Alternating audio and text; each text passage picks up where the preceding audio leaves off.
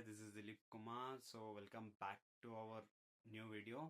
So, if you are in your 20s, so ఈ video అనేది మీకోసమే అనమాట. ఈ వీడియోలో నేను 3 టాపిక్స్ చెప్తా. సో, మంచిగా విని you have to be follow daily routine. First one is career and money. The second one is self development. Third one is health and fitness. Choosing the right career path. So this one decision can change your 30 years of life. So మీరు daily చేసే పని మీకు హ్యాపీని ఇస్తుందా లేదా?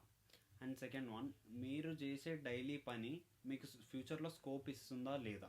And third one, మీరు చేసే daily పని మీ ఫ్యూచర్లో మిమ్మల్ని గ్రోత్ ఇస్తుందా లేదా?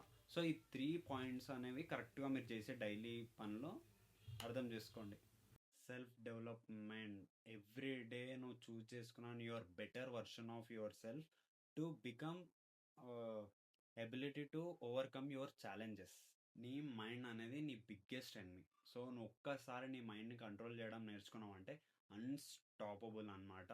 సో నీకు నువ్వే తోపు, అది ఏమైనా సరే. What can it be? No matter bro.